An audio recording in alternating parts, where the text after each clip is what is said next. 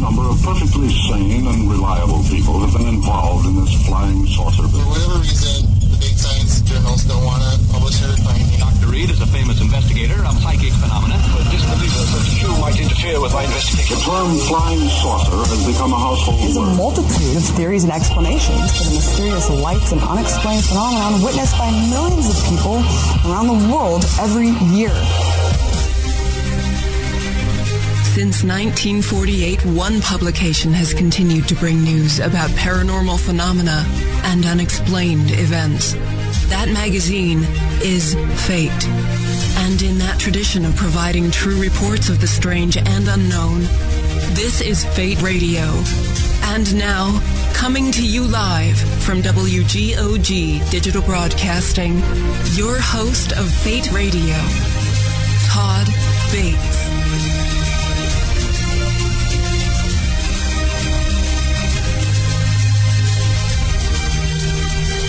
And a good evening, one and all. Welcome to Fate Radio Live. Let's Talk Radio.net or FateMagRadio.com. Either one of those locations, that's where you need to be.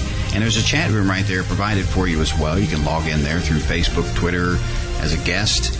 You can register there as well. That way you can change your picture in there. A lot of you folks like to do that in chat.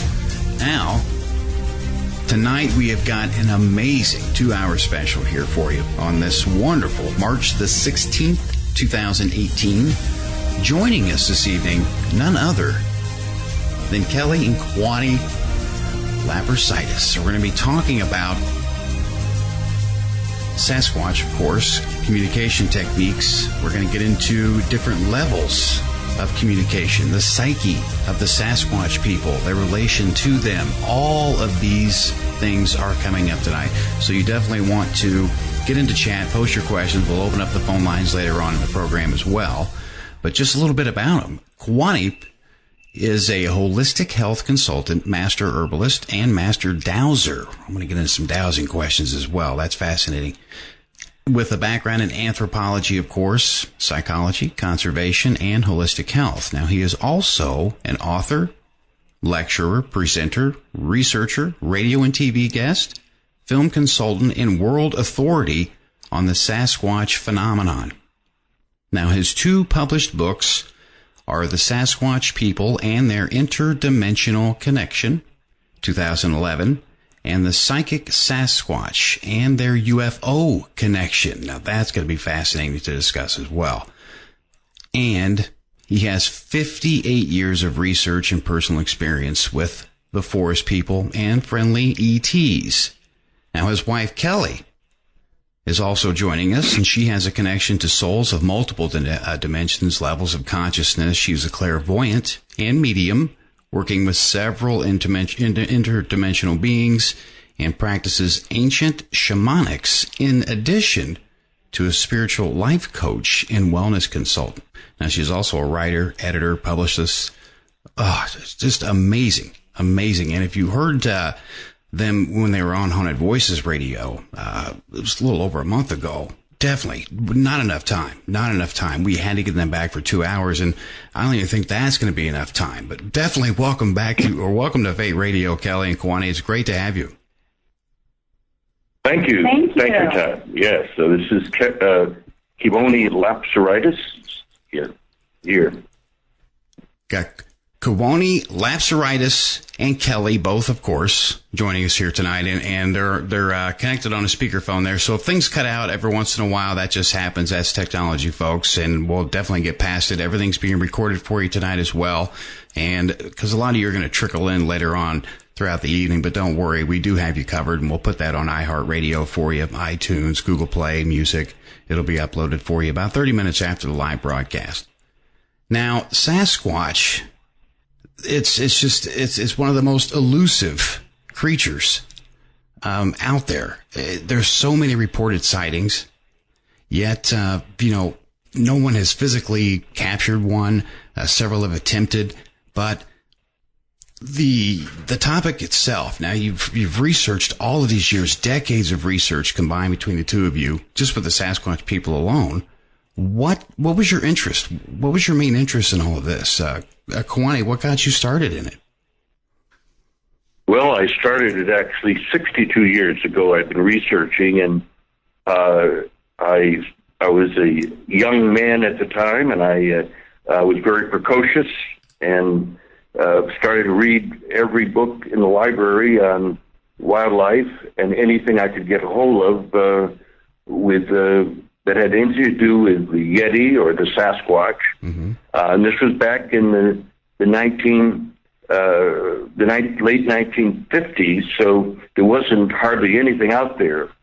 But I had two experiences, encounters with them early on, but I went in denial. It was just amazing how that works. I was 13 and then again 14 at the time, and I make believe it didn't happen because they're only in the Pacific Northwest, and this was in western Massachusetts at the time, close to the Vermont border. So through the years, I simply continued, as more books came out, continued to read, and in time I earned 4 academic degrees and started teaching anthropology and for a short time, and then later became a consultant. But I stayed with this and spent weeks and even one time 5 months in one place in the wilderness. 5 months in the wilderness. Now, how old were you when you did that? That's extensive research there. Yeah, I was 36 years old at the time. Okay. And this was out on a wilderness island in Lake Michigan. I spent so much of my life in the wilderness, even living on the Amazon among the Takuna Indians. So I've been all over the world. East Africa, I lived for 2 years, and later Australia and so forth. But they're in all continents. They're everywhere. And they told me back in July of 1985 that there were 7 different races of their people worldwide. And some were small, 3-4 feet high, and then some were around 5 foot, 5 to 6 feet, and so on, until you get to the real giants. They said that would be up to 15 and 20 feet tall. And though that seems absolutely outrageous, apparently it's not, because I've talked to people who have seen them. That of a gigantic size is extremely rare. Some people find 7 and 8 foot outrageous that some scientists say it couldn't be that tall. Well, sorry, they're the shortest ones. So the reason that we haven't have a body or any real scientific evidence is because the Sasquatch people are interdimensional. Mm-hmm. Though they have bodies that look more like an animal, they're 100 times more human than we are. Really? For example, they don't go around murdering each other. They don't start wars, and they don't destroy the environment that sustains them. And they told me they have access to 8 different dimensions. Now, that's twice you've said that. Sorry to interrupt you. About them telling you, if you could get into that. So what you're saying is you communicate with them. Yes. I received the shock of my life in the first week of September in 1979 in east central Wisconsin when Sasquatch and an ET spoke to me while I was walking at the edge of the woods. It was hard for me to believe at the time. I was kind of struggling with it, but they kept talking to me, the Sasquatch did, and I finally walked into the field. And when I did, an ET started talking to me as well, and they were telling me that they've been monitoring me for many years, longer than you know or understand right now, they said.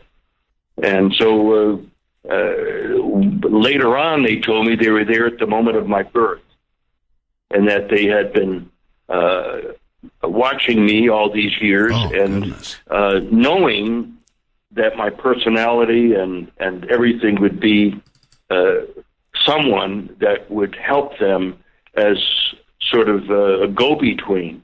They use the word ambassador, but I don't like the word because it's too ego attached. But we do speak for them. My 2 books speaks for them, and then the other 2 books that are out by SunBôw that we published called The Sasquatch Message to Humanity, Books 1 and 2, and the same title, Books 3 and 4, will be published this year. Kelly, my wife, they're dictating to her what to put in the books.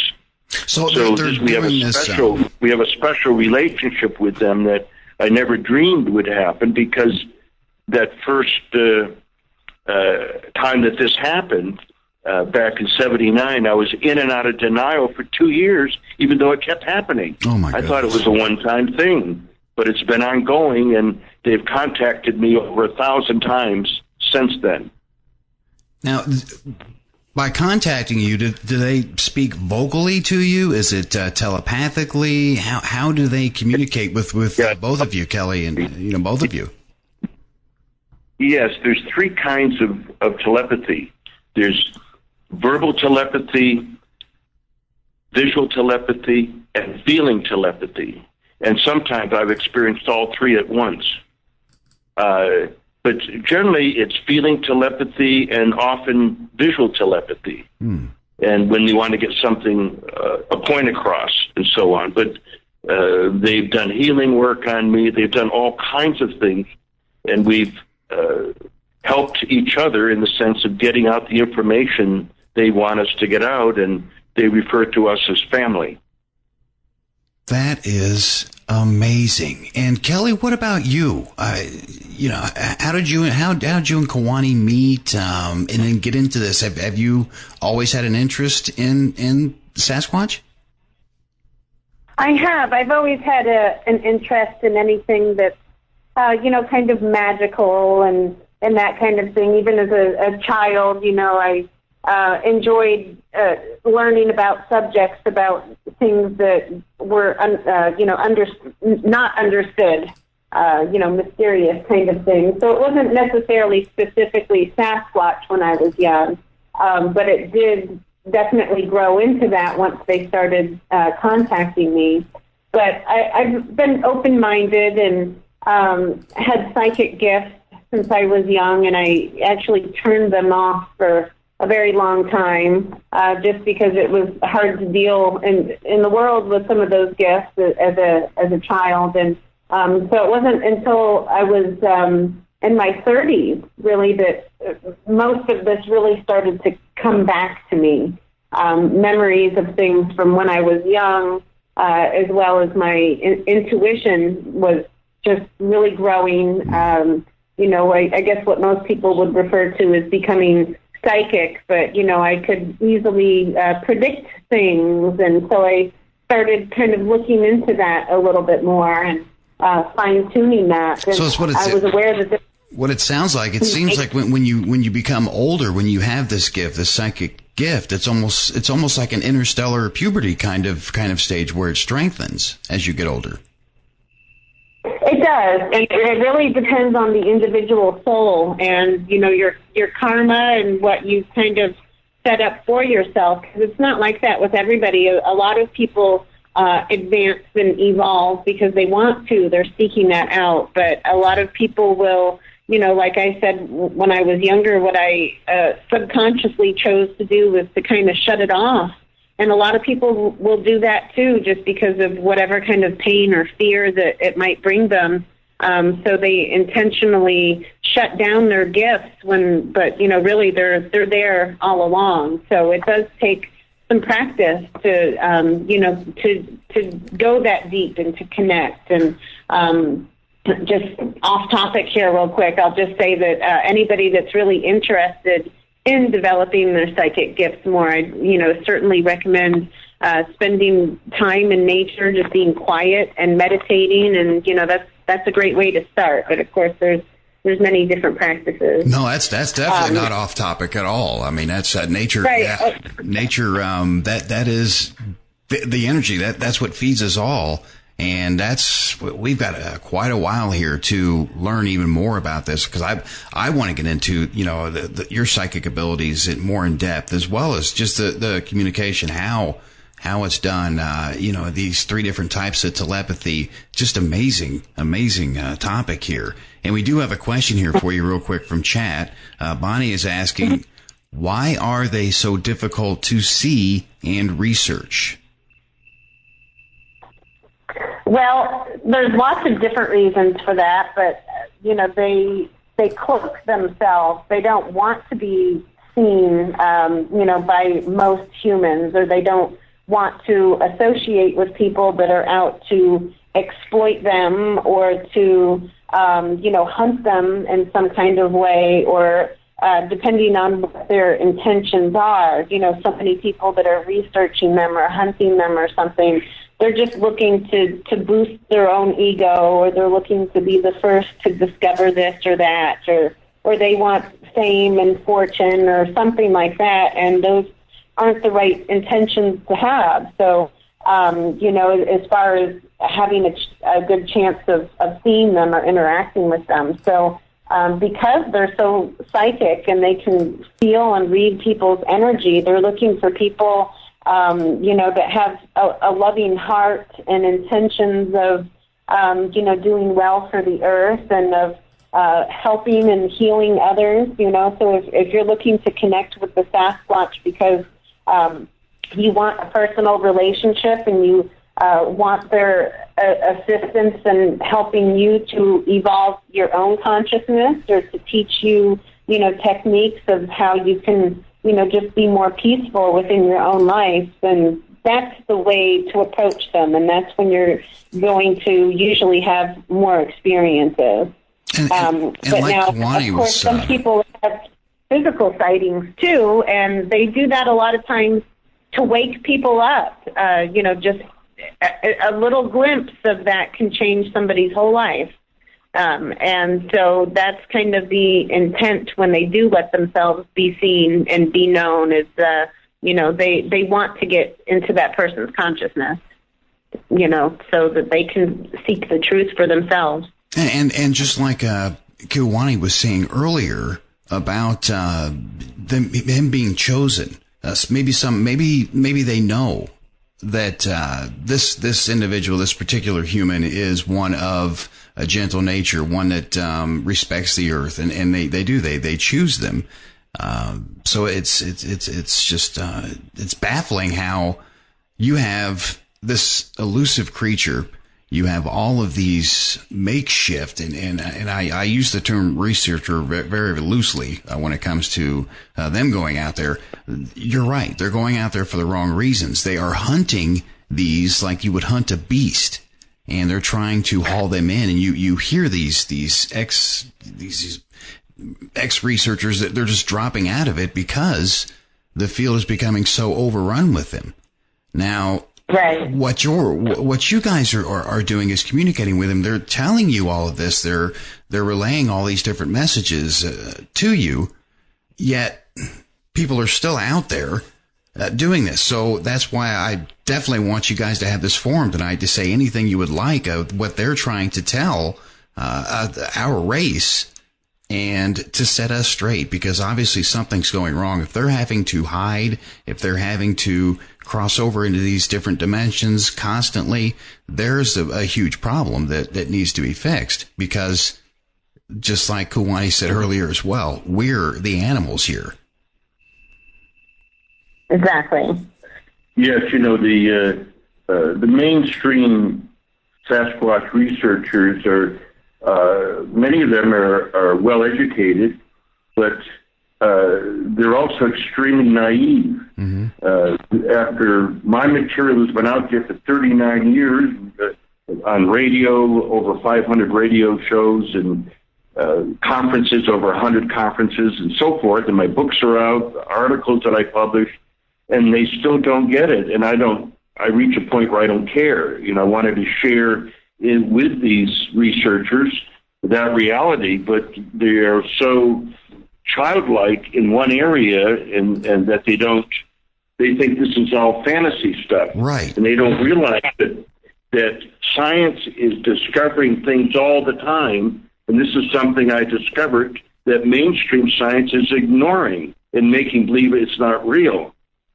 And what they want recognition so bad that they want a body, they want evidence. And I understand that. I'm a social scientist, but I'm not. My thoughts have never been killing anything. So they're attracted to me, and each time these people go out, they're pushing them away because they want photographs or a body and all this, and that's exploitation, and the Sasquatch won't allow it. They told me this. And that makes sense. That makes sense. I mean, they're obviously of a higher intelligence than what we are. We are definitely immature when it comes to that type of research. There's a fine line, and most don't even. They completely ignore it. They pardon my language. They bastardize the whole field of research with this because they want that trophy. They want this notoriety. They think that they're going to get some huge, gigantic prize for discovering a creature or dragging it in, killing it. I mean, you hear this talk out there, and it is ridiculous. So that's why I'm glad both of you are here to set this straight. Well, it's been 60 years, more than 60 years, that researchers and scientists have started really seriously looking for Sasquatch. But you would think after over 60 years, they're using the scientific method, which I always use, but I took it as far as it'll go, but I continue to follow the evidence objectively, and I discovered a psychic Sasquatch with a UFO connection. And that's what we're going to get into. We're going to get into more of that. We have to skip off to a break here.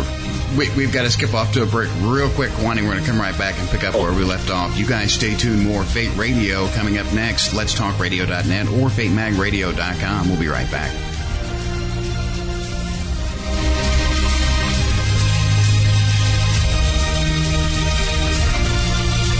If you call other talk stations, all you get is, "Hello, we're sorry, but no one is available to answer your call at this time." But at Let's Talk Radio, we're here for the best talk, news, and information 24 hours a day. Hear it here first, or find out about the alien invasion tomorrow from someone else.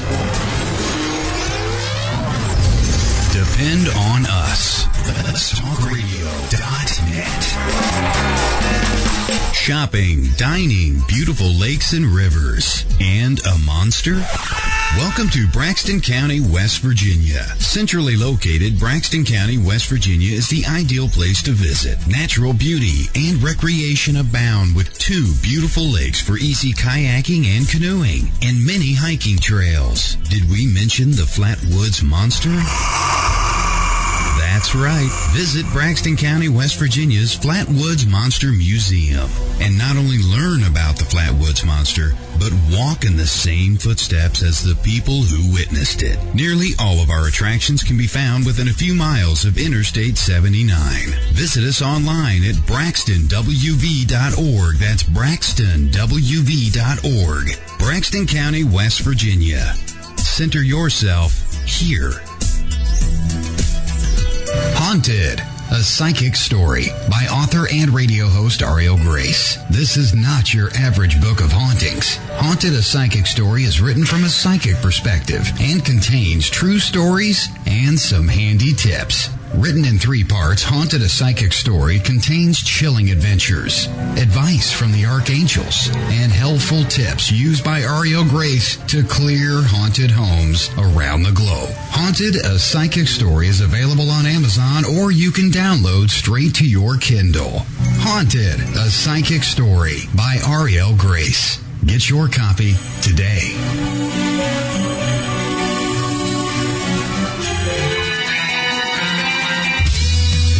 Your Monday nights just got better. Tune in to ParatalkRadio.com. We are your paranormal talk. On the air, on the web, and in the field. We have guests from all over the paranormal world. We discuss ghosts, hauntings, Bigfoot, UFOs, and more. Check us out on Facebook Live on Monday nights at 8 p.m. Eastern at facebook.com/Paratalk Radio. Remember, wherever there is darkness, there is always the light. ParatalkRadio.com. LetsTalkRadio.net.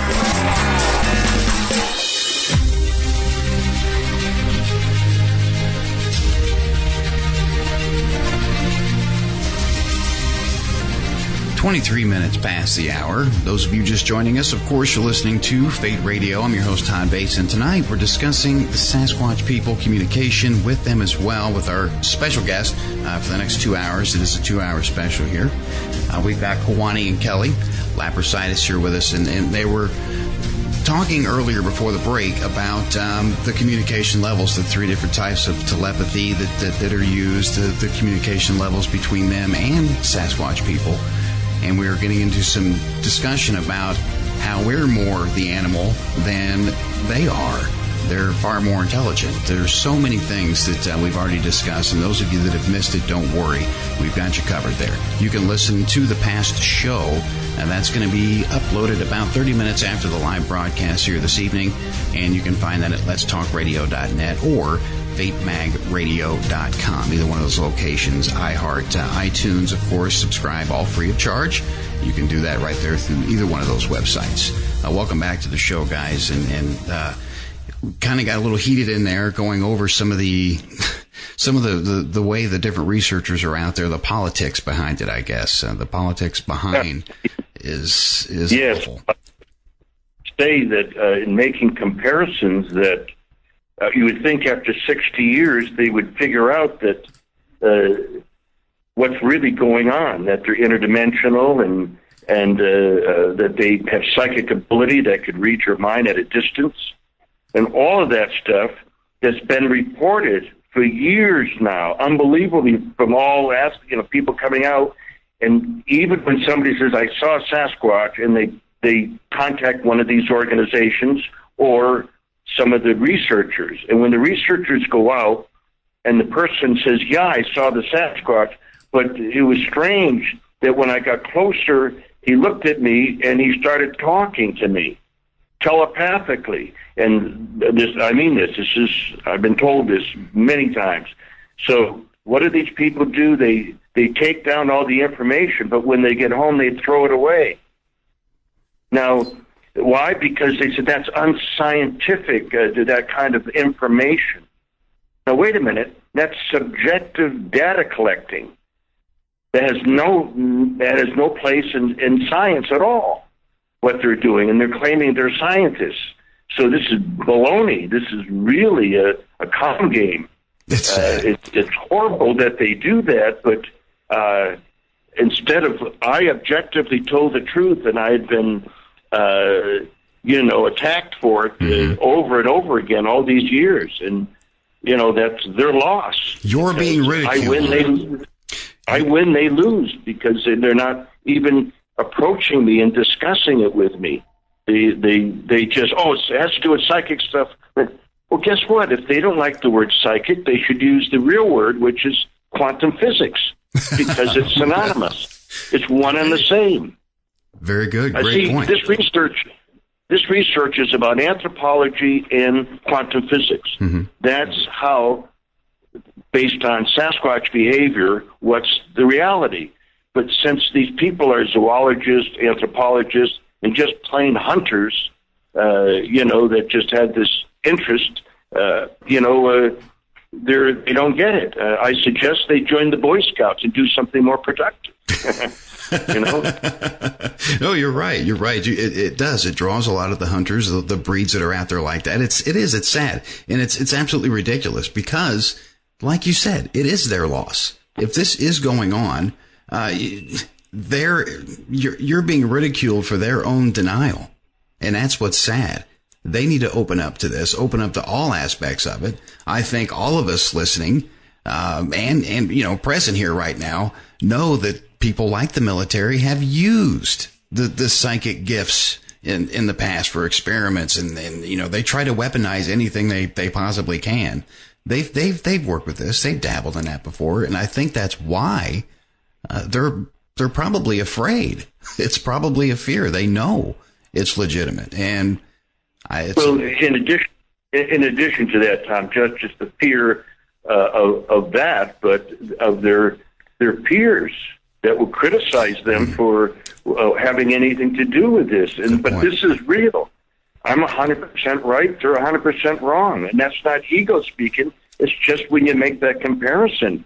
I mean, right now, I have documented 418 people who have had telepathic communication with the Psychic Sasquatch. 3 of them were physicians, 1 was an attorney, 3 were college professors, and 2 were scientists, and then people from all walks of life. William James said it only takes 1 white crow to prove that all crows are not black. Well, analogously speaking, I have 418 white crows. Yes, How many more white crows do I need to get people's attention that this is a real phenomenon? And these other people are not researchers. They were shocked, and they needed somebody to talk to, an outlet to release this, because in some cases, their own spouses wouldn't talk about it. It was too spooky for them. Oh my goodness! And on that note, we've got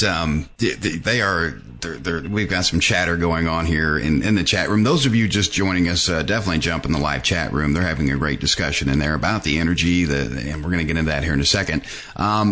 You can log in right there at letstalkradio.net or, of course, fatemagradio.com, either one of those, Twitter, Facebook. Just go ahead and get into chat. Post them in all capital letters, and they'll get those questions over here to us. We'll get them on. But what Terry is asking in the chat room, so they feel our intentions, she's asking, by telepathy or energy. Then she has a follow-up to that for either one of you two to answer. Do they want... or what do they want from us, if anything? Yes, well, they want us to evolve our consciousness. Basically, that's what it boils down to. They are the original caretakers of the planet Earth, and humans have the same duty, and we're not doing a very good job of it. So that is what they really want from us, is for us to take care of the planet and respect all living things, live peacefully with one another instead of the state that the world is in right now. And, so that's a lot easier said than done. One person can't change the whole world, but what we can do is change ourselves so that our reality and our world around us will change when we do so. Make it contagious. And so that's like what's that? Make it contagious, absolutely. Make it go viral like that. Exactly. So, they want us to understand our interdimensional, our own multidimensional nature that we have, so that we can understand, all of the stuff that we've forgotten, basically. We're no longer in touch with the reality of the planet and nature and of our own nature, where we come from, and, all of the beings and realms that exist around us. So in the Sasquatch Message to Humanity book, they go into great detail to explain the different dimensions and to explain how things work on a quantum scale, so that we can understand that we're not limited to time and space like we think we are. It's a lot to take in and a lot to understand. It's constantly working to understand this kind of information. But ultimately, what they want us to do in understanding that is to be more peaceful and to be the people that we came here to be, to, honor and respect one another. Which definitely is... Including... Phase 2, right. Yeah, and just as Kewaunee was saying earlier about quantum physics, Terry, this is a great comment in there. In defense of that, what she's stating is, here we talk about physics again, and I'm glad to hear this. I believe so strongly in physics of all of what we experience. I truly believe that in Let's see here. I truly believe that in the not too distant future, physics research may explain a great many things. And you don't, that's the thing is that they don't seem to be grasping it. They're not thinking outside of the box. They're so narrow-minded. Independent researchers and scientists that really have figured out so much of it. I mean, look at Tesla, and we're not listening to him. We're not taking his advice. We're not using free energy and, all of these different things that have already been discovered. But that's all a part of it, too, because there's, the dark side and the light side of everything. And so the dark forces, the cabal, the ones that, want to keep us in the shadows and not remembering who we are. And, they basically have an agenda of control over the whole human species and of the earth. So it's easy to see when you think in those terms of, why so many of these different technologies, these advanced technologies haven't taken off, and that's because they won't allow it. We have the information, it's just the powers that be are not allowing it to happen. So that's another thing that the Sasquatch are explaining, and they go into this deep history so that we can have an understanding of human evolution and, Earth evolution, because it's not just humans, it's all Earth. So everything that's happening to Earth is happening to us and all of the races that are here. So, now we're going through this process of what a lot of people call ascension. Even people that aren't very consciously aware can see that there are big shifts and changes and lots of different energy happening throughout the planet these days. The media reports on a lot of different negative things, and that's part of it. And but there's also a lot of positive things happening as well. And, you have to have that balance. And it seems with this, dimensionally speaking, I want to get back into that as well, because what I'm curious, and the listeners are as well, is how they travel. How many dimensions do you think they have access to, and have they told you how they go from one place to another? Do they just appear and reappear? Is there a certain protocol that they have to abide by?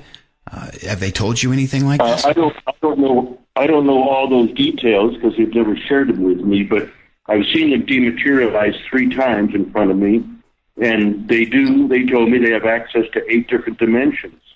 And astral projection is one of them, because though I've seen them 9 times in the physical, I've seen them several hundred times where I could see through them as living apparitions, and at times simply a strong, giant body there, the outline of the body and the energy hitting me, because they have very, very strong, very high vibrations.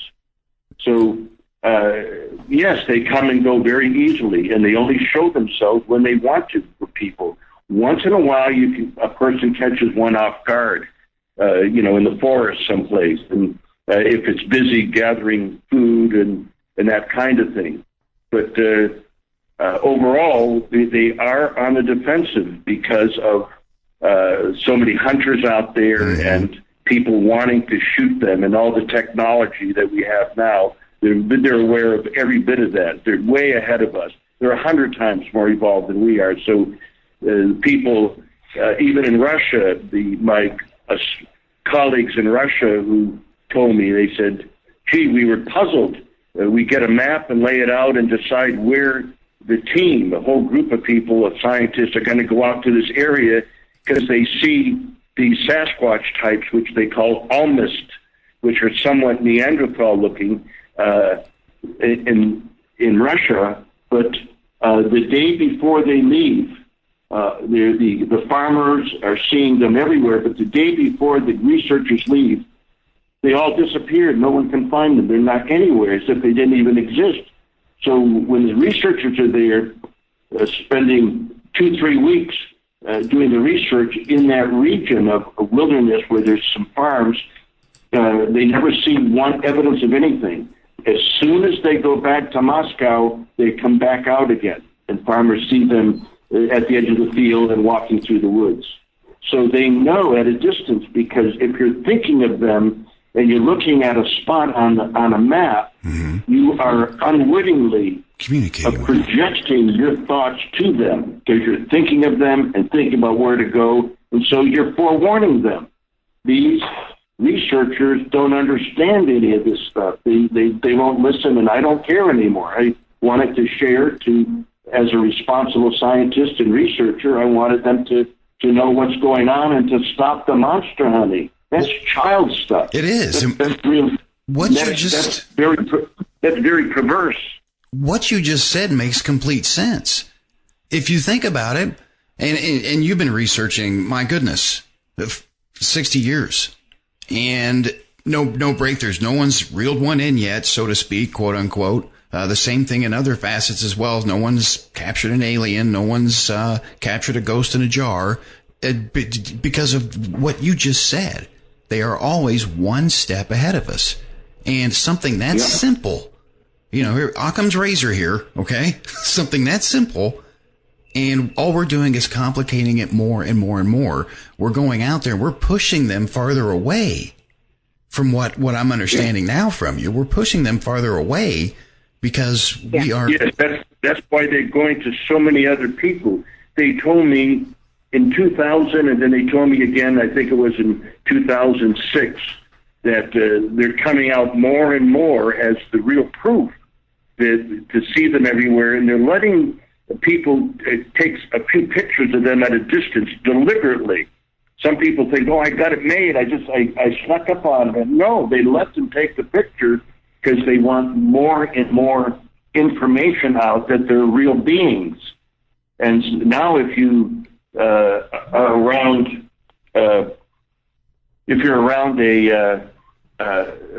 these newscasts all over the country, they're in almost every state, every once in a while, someone says they saw Sasquatch, and they kind of joke about it, but of course it's no joke.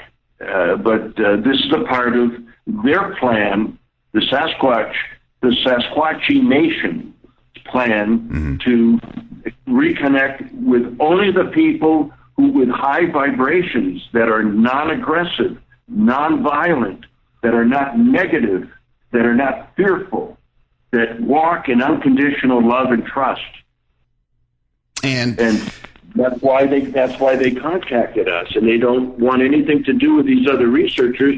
They're fighting amongst themselves. Never mind fighting the Sasquatch. No, you raise that's a brilliant point. A brilliant point. That's true, and they know that, so they're going to let us sit there and have these ridiculous arguments and they're just going to sit there and they know.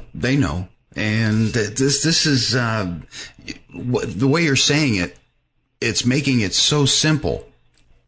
And I've been complicating it all these years. So you just simplified a lot of things for me. So I appreciate that. Terry she's saying here again, is what she says. You say gathering food. So they are truly physical beings, not just a projection or representation of another type of energy. They must eat food and drink water, etc. These are things that, are going on in the chat room. They are just loving this, and it makes sense. And Bonnie has a question for you. Are their vibrations higher or lower in order for them to go from one dimension to another? Have they informed you of how the vibrations work? Yes. Well, they're able to change their vibrations. So, in general, yes, they do have higher vibrations than us because planet Earth and the human consciousness is at a lower density. So the Sasquatch are not, and that's why they're able to travel between dimensions. So they're able to regulate and change their vibrations and the state that they're in. They don't have to only travel through portals to go from one place to another, but they can change their vibration and their consciousness so that they can bilocate, be in more location more than one location at a time. Okay. And then they can also cloak themselves so that they are still physically there in our dimension. Like they could be standing in front of you and you could walk right into them and it would be like walking into a brick wall, or you could see their footprints, or you could see their scat that they left behind. But they're able to change their vibration so that we can't see them from the vibration that we're at. But that's also why some people that are more in tune with that, that have a higher sensitivity, that's why some people are able to sense them easier than others. Yeah, and as far as this interdimensional stuff, I mean, it's analogously speaking, it's like a fan. You can walk up to a fan that's sitting right in front of you on your desk, and it's not turned on yet, and you can see all the physicalness of the blade. But as soon as you turn the fan on, the vibrations get higher and higher and higher, and they spin. Pretty soon it disappears right in front of you. You can't see the blade anymore. Analogously speaking, it's something similar to that, except they can do it in their minds because they're that evolved. That is phenomenal. And these are the things that we do not think about. Wow. It's complicated yet so simple. And the way you guys explain it, you're doing a fantastic job, because I am very thick-headed, okay? And you guys are definitely helping me better understand this, and I know the listeners, because I'm watching them become educated right before my eyes as well. So thank you for that. And we're going to skip off to a short break. Don't worry, we're going to come back. We're going to pick right up where we left off here. This is an amazing discussion here. Those of you just joining us, chat room is open right there at letstalkradio.net or fatemagradio.com, either one of those locations there. Post your questions in there, put them in all capital letters, and we'll open up the call-in lines as well. You can find those numbers right there and chat or on the main pages of either one of those websites. More Fate Radio when we come back. Stay tuned.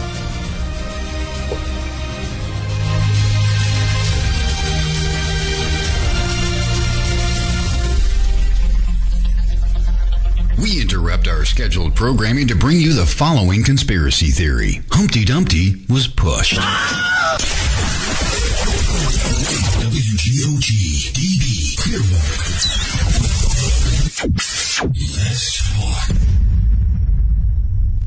Haunted, a psychic story by author and radio host Ariel Grace. This is not your average book of hauntings. Haunted, a psychic story is written from a psychic perspective and contains true stories and some handy tips. Written in 3 parts, Haunted, a Psychic Story contains chilling adventures, advice from the archangels, and helpful tips used by Ariel Grace to clear haunted homes around the globe. Haunted, a Psychic Story is available on Amazon, or you can download straight to your Kindle. Haunted, a Psychic Story by Ariel Grace. Get your copy today.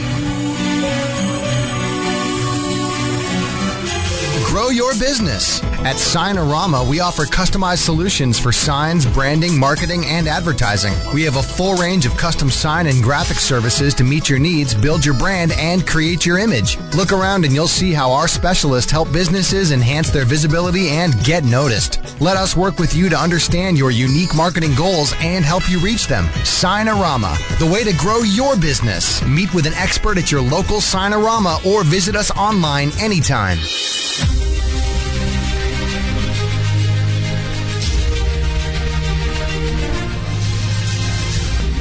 46 minutes past the hour. Fate Radio Live. Todd Bates here hosting. We're, of course, having a 2-hour special here.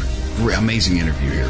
We have got Kewaunee and Kelly Lapseritis joining us. We're discussing the Sasquatch people. We're discussing communicating with them, all kinds of amazing things. And we've got everything archived for you. I know a lot of you have already asked me, how much did I miss? Well, you have missed a lot, but it's okay. You're going to be able to hear that a little while after the live broadcast. We've got questions galore coming into chat.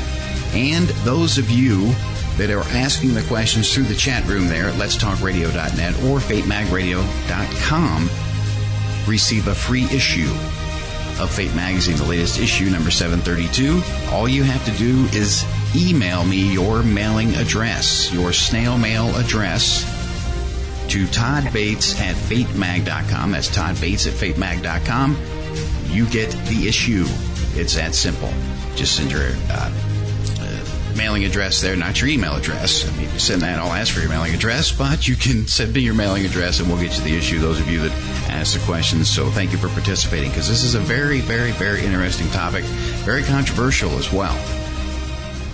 Now, my goodness, before the break, we were getting into the communication aspects, the dimensional travel. There's so many different things, astral projection, seeing them differently that way.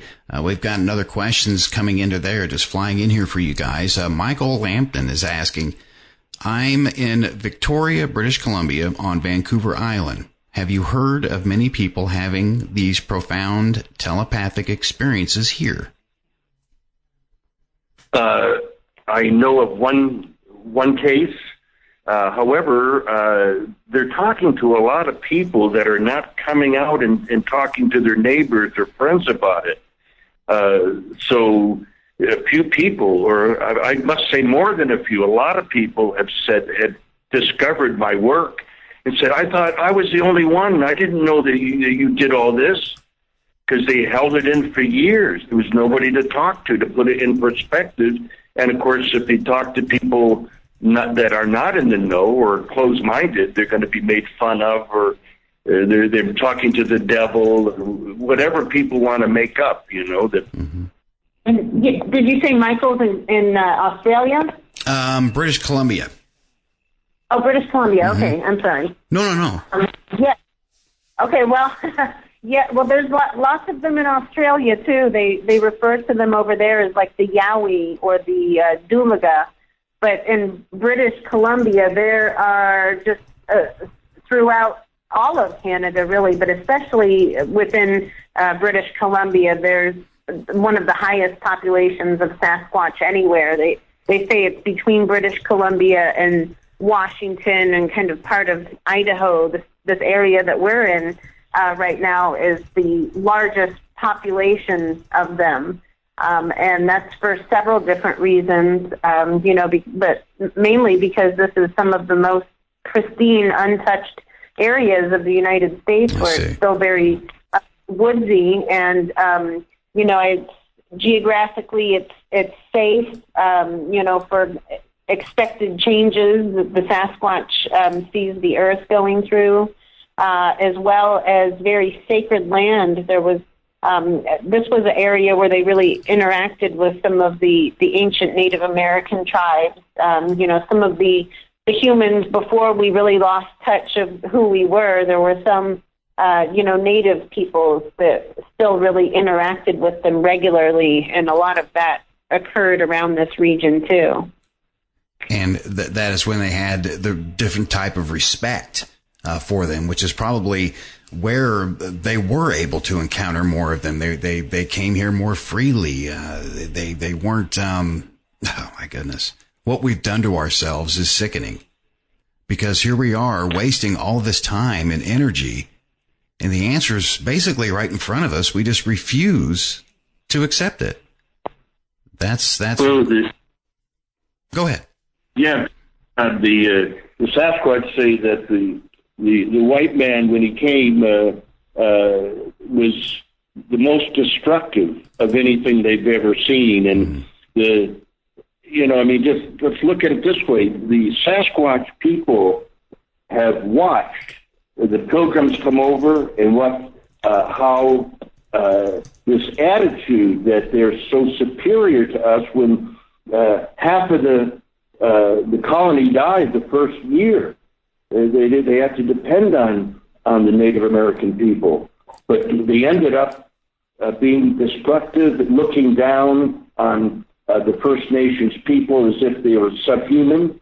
They did the same to Afro-American people. They did the same to the Chinese when they came over to work on the railways. Mm-hmm. So are we going to repeat this with the Sasquatch, where it looks like they are treating them, like subhumans, when, in a sense, they're of higher intelligence. The researchers are acting subhuman in the way that they're approaching this problem. I agree. And it has to be done out of friendship, not out of aggression.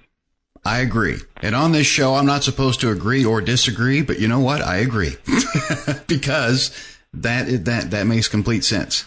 That makes complete sense because there's oh my goodness, it's such a rat race, and it's a destructive mess. It's just awful. But Terry's commenting here. This is another great comment here. Could I consider them as elders of our universe, so to speak, trying to pass the torch, not just to us, but to other beings we're not being conscious of? See, these are raising some really good comments and questions. It's our filters are being lifted here, and that's a great. Yes, exactly, and they can certainly be called the elders. That's actually how they're mainly referred to in the Sasquatch Message to Humanity books, and that's coming from a Sasquatch elder named Kamooh himself. He calls them our elder brothers because cosmically they are, genetically they are. We're more than 99% Sasquatch ourselves, so we could breed with them, everything. But the way that they view us, they call us little brother and little sister.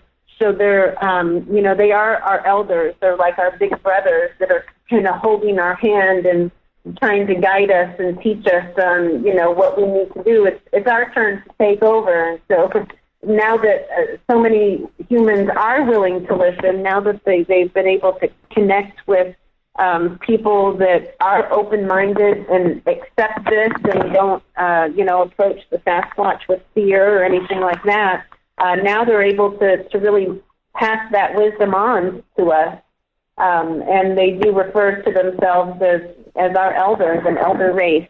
And one of the reasons is because they said that a friendly race of ETs, bioengineered, that's the word they use, bioengineered them, and then later we were bioengineered as well. And some of it was taken from them and some of it from ETs to produce us.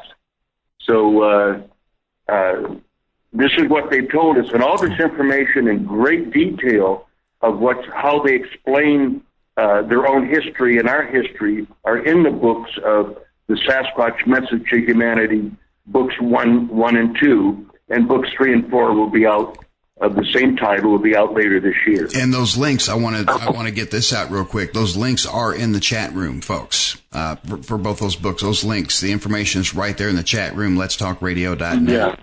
You can find them right in there as well. They can go to www.psychicsasquatch.com and also sasquatchpeople.com if they want to order any books. That's very good, very good. And we've got another question in here. It refers back to the food and water, it looks like. It was said they need water and food. Is there a reason that they need to be in this dimension to get what they need? That's a good question. They said that they have gardens on the other side in one of their worlds, and that they do come here to exploit. And some of them like living here and stay here most of the time. So it varies. I mean, this is hard for us to grasp, and even myself, I have to stop and think here. The traveling back and forth and doing all kinds of different things. Mm-hmm. When they're in a lower density and a lower dimension, then they do need food and water just like we do. But when they raise their vibration to where they are no longer, they don't need that on Earth. So, like I explained before, it is complicated, but when they're able to cloak themselves, they're still in this dimension and they still have the physical needs that have to be met here on Earth. They need those needs. Yeah, they have the same types of needs. Some of them, exactly. And they're all different, levels of consciousness within the Sasquatch people, too. Like, take Elder Kamooh, for instance, who channeled these messages to SunBôw for these books. He's very advanced, very evolved, one of the eldest elders. So he has more abilities and more wisdom than some of the other ones do. And the Sasquatch do have to be taught their gifts. They're not just automatically born with them. I mean, some of them that they're already have a more advanced consciousness than humans do. but they have to be taught how to cloak and how to raise their vibration and things like that. And that's something where I'd like to, of course, we have just a couple minutes here for the news, but what I want to ask you beforehand is, this may be, a common sense question, but I'm curious. Do they have the same relationships we do? Are they monogamous? Families? Are they loyal? Things of that nature. Do they have the same type of culture that we do? Well, the culture is different, but they're very loving, very protective, very family oriented, and I just want to comment as far as interdimensionalism real quick. One could look at it that we are physical dense. Humans are physical dense, where the Sasquatch are physical etheric. That would be another way to look at it. That's a great way of putting it. But they do teach their children right away to stay away from us, even though some of the young have come around me and I believe Kelly, because they know that we're not, going to try to grab them or do anything negative. They trust us. So that's, again, we work with them and for them, and that sounds kind of odd, but our lives are very much like a science fiction movie. And the only difference is it's all for real. And, I was raised Roman Catholic, though I'm not involved in any of that anymore. But I used to joke, I'd say, the nuns in parochial school never told me all these things psychic things are going to happen to me, people coming and going and seeing spaceships and stuff. And even one time, the Sasquatch were coming to me every day when I was living in Oregon back in the 80s. And I decided to go into the wilderness to visit a friend who had a 1,000-acre ranch.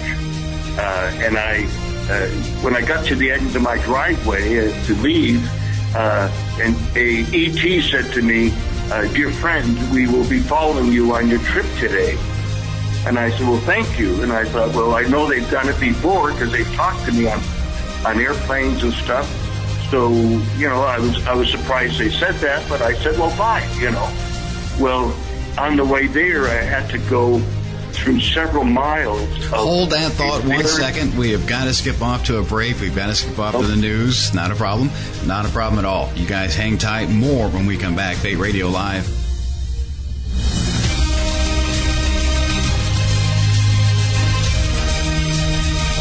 While the other stations are run from high rises in the city, we're programmed from a little bungalow on Windtree Drive.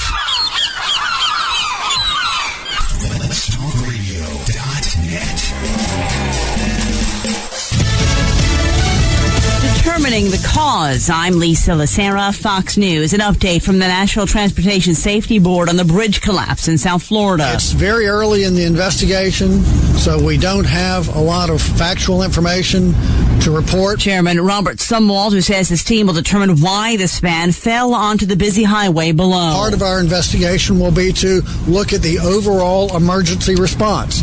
That is typical for any NTSB investigation. We look at the emergency response. The bridge connecting Florida International University and the town of Sweetwater came down yesterday afternoon. It had just been installed Saturday, but wasn't expected to be in use for several months. 6 people confirmed dead, 10 hurt. Crews still working on recovery efforts. Attorney General Jeff Sessions considering whether to fire a former high-ranking FBI agent over his actions while in the top job. The FBI office that handles employee discipline has recommended terminating Andrew McCabe, the former deputy FBI director, over accusations he authorized disclosing sensitive information to a reporter and then lied about it to the Justice Department's Inspector General. If he is fired before his retirement begins on Sunday, McCabe could lose significant retirement benefits, including a multi-million-dollar pension. Because of McCabe's seniority, the decision is Attorney General Jeff Sessions to make. President Trump has repeatedly criticized McCabe on Twitter. Fox's John Decker at the White House. A federal appeals court has rolled back rules intended to deter telemarketing robocalls, saying they were too broad. A dog that United Airlines mistakenly flew to Japan is back with its family in Kansas. The 10-year-old German Shepherd named Ergo arrived at a Wichita airport last night after a flight on a private plane. Fox News, fair and balanced.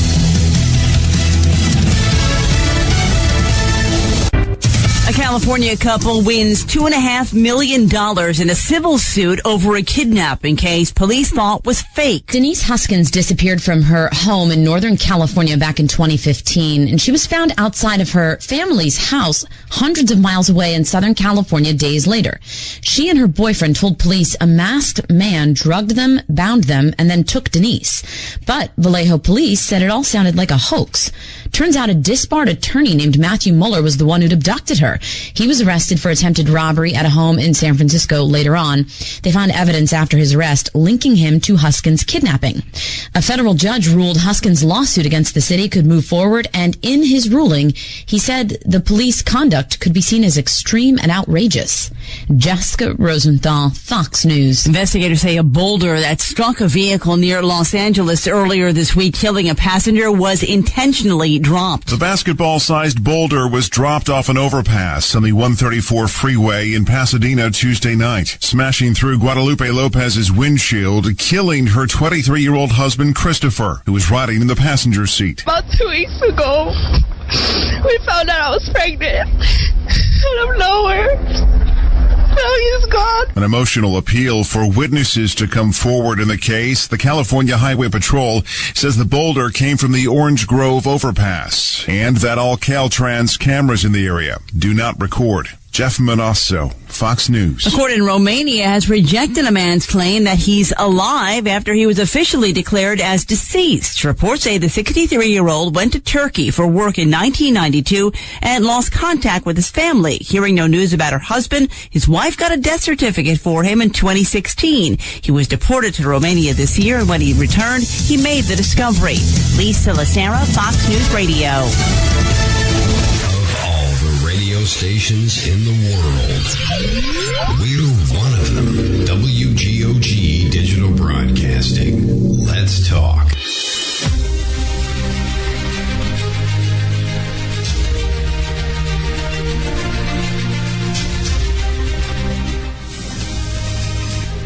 Top of the hour, Fate Radio Live. I'm your host, Todd Bates. Those of you just joining us, coming in from your night out, welcome, welcome. It's great to have you. Join us in chat right there at letstalkradio.net or fatemagradio.com.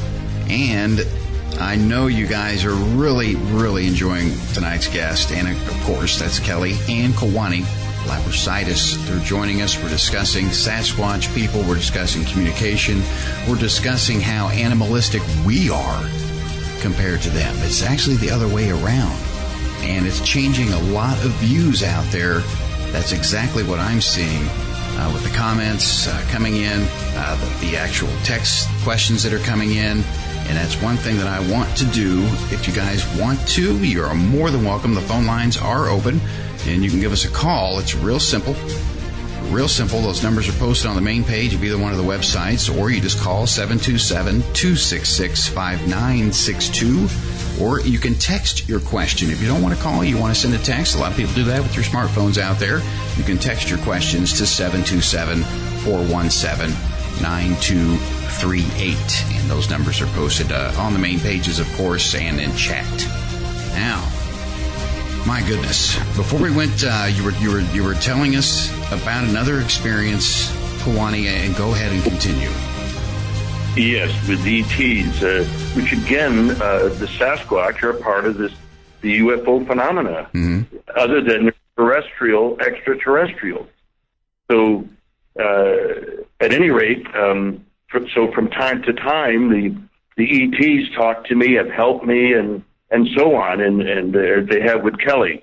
In this particular time, they told me they were going to follow me, and they were above me in a spaceship, and I just said, fine, thank you, and there was nothing else to say. So I headed on out, and when I got into the wilderness, I had to go down through this valley that started out real high cliffs, and it was like very snaky. You had to drive 15, 20 miles an hour, real slow. And there were no guardrails at all. So I know this road. I've been down it probably 100 times or more during that time period. And so I'm a slow driver. I'm not a fast driver. I had a Toyota station wagon, and when I was snaking around close to the cliffs, I noticed that they had fixed the road. That is, it was a dirt road, but in the spring, the water comes down and washes out big, huge craters in this single-lane road, and they filled them in. But this year, they filled them in these round, smooth stones that were almost like rollers. And they put them in these holes, and I noticed that and didn't pay any attention. I was traveling 15 miles an hour, and many people would travel maybe 20 or 25 on that road, but they're taking chances. So all of a sudden I realized that I'm going faster than I should because I was coming around literally a hairpin turn, and of course there was a 60-foot cliff, a drop-off right there, and no railing. And I was pumping the brake, but I was going faster because I was at an angle going downhill on these rollers with this small car, and all of a sudden I was going 32 miles an hour. Yikes. And I couldn't stop. The more I braked, the faster I went over the rollers. So I had my window down, and I just had my arm on the window, and all I said to myself was, I guess this is it. Nothing I could do. And I went right off the cliff, but hovered in midair. And all of a sudden, I looked out the window, and I could see straight down, and slowly the car turned around in midair and came down onto the road again. And when it did, it came down kind of hard.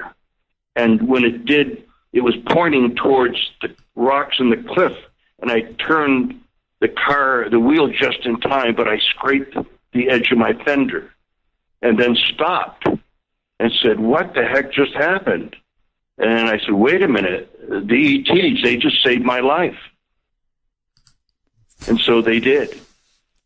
And that really happened. And years ago, back in the 70s, I think it was, I picked up a UFO magazine, and someone said about this, how their car floated and this and that. And I thought, that's nonsense. How could they do that? And I don't say those things anymore, because once you experience it, your life changes. You're not the same person. You don't see the universe and the people around you the same way at all. Yeah, you can't unbelieve it once I can't unlearn how to swim, kind of thing. Yeah, exactly. And I can sit here and say that I shook the hand of Santa Claus, prove that I didn't. That kind of thing. The same thing. That is exactly right. You had that experience, and a lot of us have had similar experiences. I mean, I've experienced things like that as well, and I can't unsee them or unbelieve them. So it's life-changing. You're absolutely correct. Absolutely. And I knew this question was going to come in sooner or later. This is a text question coming in from the text line.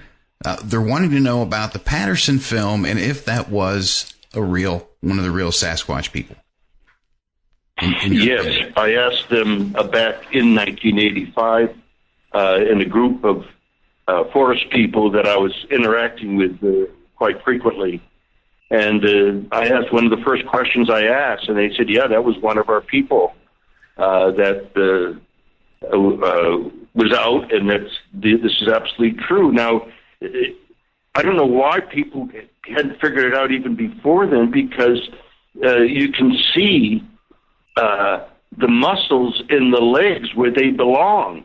And this is in October 20th, 1967. So they didn't have anything like that at all. Didn't know the movie industry, or no one had anything that could show the muscles. You put on a monkey suit and it's just loose on you, even if it fit tight. Right. You can never see any muscles through because it's not a real creature. But this is. And yes, they said it was. And it's interesting. A lot of people have gone up there thinking that's where they are at, when when they're everywhere. They're everywhere. One was just reported a few days ago, 1 block away from where we live. Why? Well, they came through the portal that's right there. You know, they told us, the ETs told us where they built it, and they come in and out there to have access to us while we do writing and to watch over us. And one night, one was wandering around, and somebody looked out the window and saw it standing right there in the street. That was just, I think, 3-4 days ago, right here in eastern Washington. Let's touch on this for a second. As far as, you know, sightings, there has been a tremendous amount of sightings, and I'm sure they're a society of their own. They have different cultures. Let's get into what they're called in other areas. Of, you know, like I know here in Florida, I think they nickname them the skunk ape or what have you, and they're supposedly smaller. That they're a smaller breed, or what's the differences throughout the world? I mean, as far as them having different races and sizes and so forth, what are some of the differences in different names that they're called throughout the world? Well, of course, the first one that's so popular is the Yeti, and they use that in China. It's the Yeren. If you say it too fast, it comes out urine. But it's a Y-E-R-E-N, and of course Australia, it's the Yowies.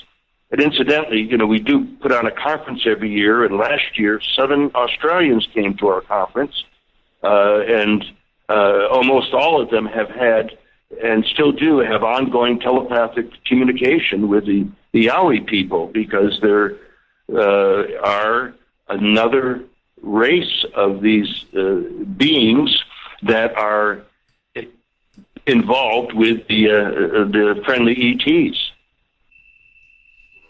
So it's anyway. Brazil has them, and Indonesia, and there's different places, Japan, and so on. There's all some of these islands in the South Pacific have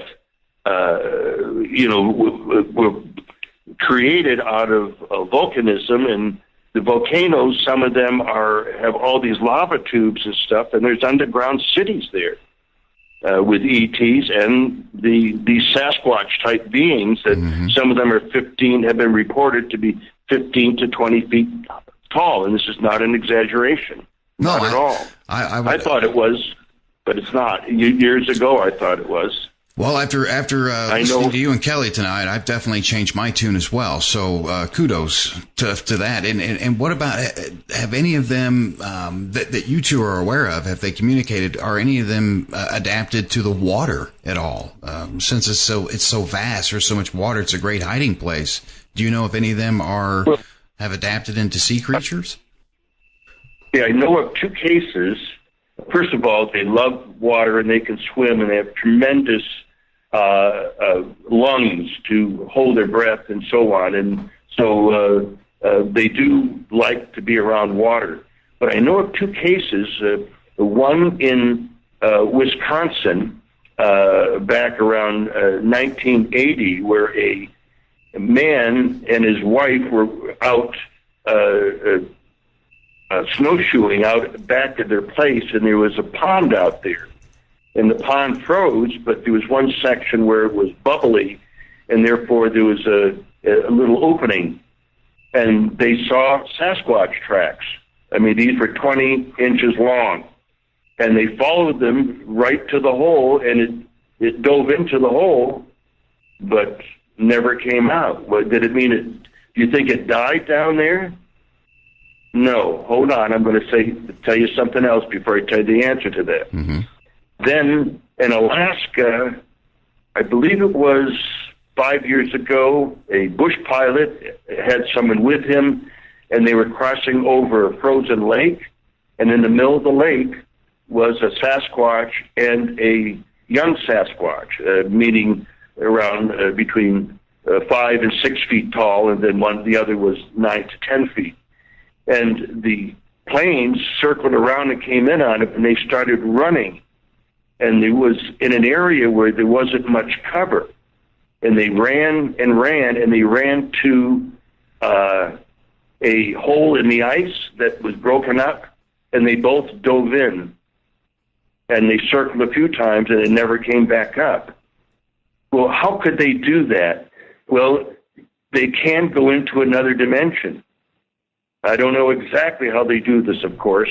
I know one jumped off of a cliff, and I know the person personally. I've known him for years, him and another man, and they saw it jump off of a cliff. And they thought they'd find it dead at the bottom, and there was nothing there. So in midair, it went into another dimension. Wow. So, plus there are portals, extraterrestrial portals in space. There are terrestrial portals here where they can go in and out of, and other beings that are here that people don't realize are real go in and out of these portals too. But there's also aquatic portals. So my take on this was... I want to touch on those. I'm going to take this break because aquatic portals, now we're getting into something really, really, really fascinating here. So stay tuned. More with Kelly and Kewaunee when we come back. FateMagRadio.com, Let'sTalkRadio.net. Get into chat. A lot of great conversation going on in there. People are waking up. They are waking up thanks to these two. And, of course, you're listening to Fate Radio Live. We'll be back in just a few minutes. Stay tuned.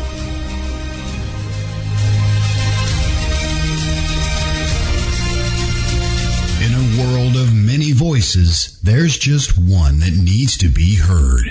Yours. Join the conversation at letstalkradio.net.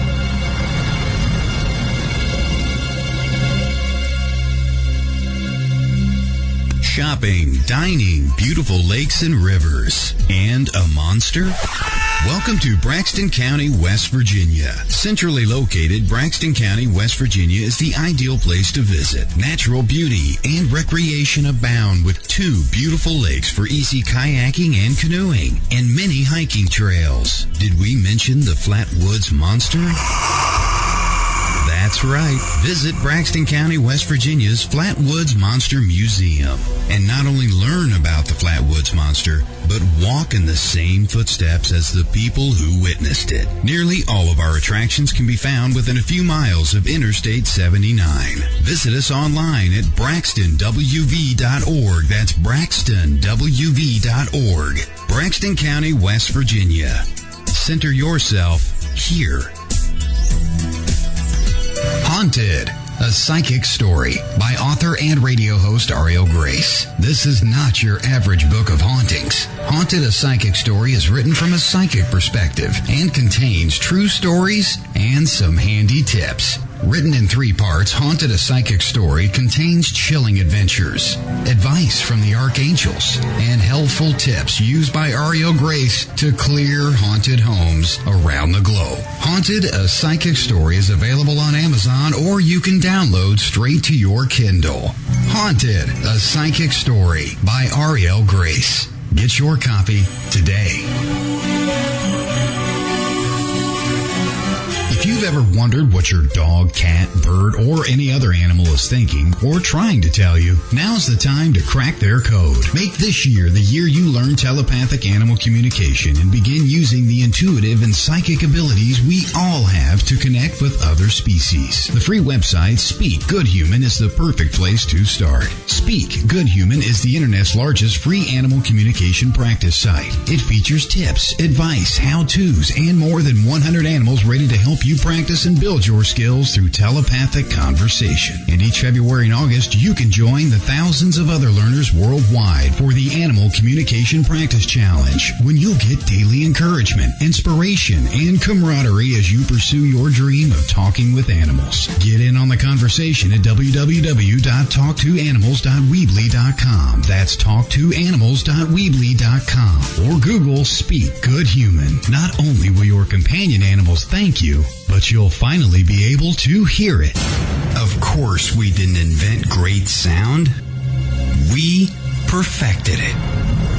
GOG Digital Broadcasting. Let's talk.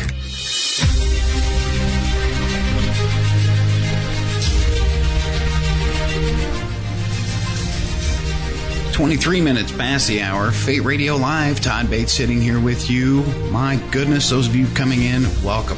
Welcome. I know it's Friday night. You guys are coming in for your night out going, oh my goodness, I've got to get my Fate Radio fixed. Don't worry, you've got it. And you've missed a lot of great information, but don't worry, we've got you covered there too. And you can listen to it about 30 minutes after the live broadcast. We'll have it up there on iTunes, iHeartRadio, Google Play Music, and we always invite you to come listen to it on the website, letstalkradio.net. Just click on Fate Radio or your favorite program right there, and you'll find all the outlets you need to listen.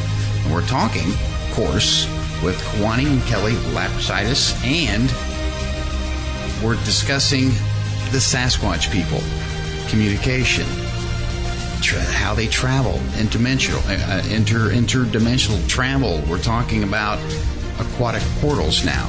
Before the break, we were mentioning that, and this is something that I'm very, very fascinated in. A lot of you folks are there in chat as well. So here we go. Now, Kewaunee, before break, we mentioned aquatic portals, and we had to stop there. So let's get into some aquatic portals here, because they seem to be able to adapt to situations wherever they're at. Yes, this is why they're so elusive. They even told me that the friendly ETs, and there's a few not so friendly, have bases here on Earth for millions of years. And many of them are in the oceans, and some in the Great Lakes, and some inside of dormant volcanoes. I know of 2 dormant volcano areas where they have an underground city. And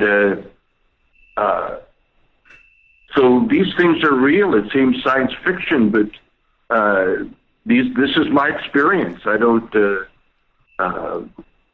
The truth is the truth. I don't know how else to put it. Well, and for those just joining us, Kewaunee, you were talking at the beginning of the show how you were in complete denial. You thought all of this was just hogwash, and now you've changed your tune. It's a personal experience. So, those just tuning in, you just gain credibility there in my book. That's for sure, because this is a very complicated field. And there's a lot of science behind it, yet the science doesn't admit that it's even in there. I mean, that's what I don't understand. It's right in front of our faces, yet we're just swatting it away. Do you think it's because it has to be some kind of fear? Are we afraid that they're going to come take over or something? I mean, why else would we be in denial of all of this when it's so easy to understand that it's right there? It's all around us. Why are we in denial like this? Well, everyone has different belief systems and view things differently. One medicine woman that was a traditionalist, I asked her years ago, I said, can a Sasquatch be killed? And she looked at me very sternly and said, how can you kill a spirit? And it was her way to say they're interdimensional. Yeah. Because they don't use that word in her tribe that way. Okay. So I didn't realize at the time, what is she talking about? They are physical, but then I always knew I had already had the experience of them standing in front of me, talking to me, waking me up at night. And I could see every movement, every wrinkle in their face, the pupils in their eyes when they moved, when they're in this other dimension, as a living apparition. And right beside my bed, 3 feet away, sorry, folks, I can't miss it. It's real. Oh, wow. Your question further, Todd, it really all boils down to fear. And that could be fear of many different things. It may not just be fear of the Sasquatch beings themselves, but it might be fear of ridicule. It might be fear of the unknown, or fear of something that doesn't go along with their belief system. But like I said before, there's dark forces and light forces, and they often refer to the darker ones, the lower lord, as like lower lords, or they could be called the cabal or something like that. But it's their intention to keep humans locked into our minds rather than connected to our soul. So that's, their agenda, and that's what they've been pushing for centuries, millennia. So that's kind of what humans have evolved into, and that causes society to lose their connection and empathy towards other life forms as well. We as humans, we've separated spiritual and scientific wisdom, making them both incomplete. So, both views of creationism and evolution are really limited, and they take our mind away from the whole universal truth of all things. And that's where so much fear comes in, because of how, religious ideologies have been, a part of our lives and, for hundreds of years. And, the truth is that it's both and it's neither. So it's religions and technologies and politics and all of those kinds of tendencies that really present the main threat to the continuity of spiritual evolution here on Earth. And, so some people are just, like I said, it's not like a hierarchy scale, like one is better than the other, one is more evolved than the other, but it's just different levels of consciousness, and all of it is necessary for us to live together peacefully. We have to teach one another different things. If we were all at the same level of consciousness, then that wouldn't be much fun, and there would be no purpose of incarnating here on Earth, Exactly. And that's why, they're observing us like they are. What's sad is we have something that is out there. We know it's out there. It approaches you two. It communicates with you two. It has a very, very trustful and honest relationship with you two. Yet it's unethical for us to think that they exist because of what society might think, or because of our values, how we were, our upbringing, our religion, our beliefs.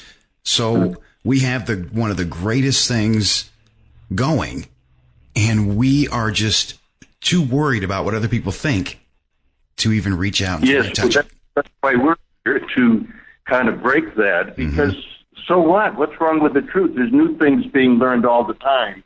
And, they're monitoring and watching us, and basically from another dimension. And one could look at it this way. Michael Talbot, who is a physicist that's author of the book Mysticism and the New Physics, he comments about UFOs, and it could easily be applied to the Sasquatch phenomenon, because he speaks of interdimensionalness. And I'm going to quote him here. It demonstrates that we're foolish to believe that what we perceive of as reality is all there is to reality. I think we exist on one channel, and it's quite possible that if we went to an alien planet, we might not see any civilization there. But if we could move up a channel, it might be filled with civilization. But they could just as easily exist on channels here on our own planet, or they could exist on levels of reality that may not even be organized. Their universe might not even be composed of planets and suns.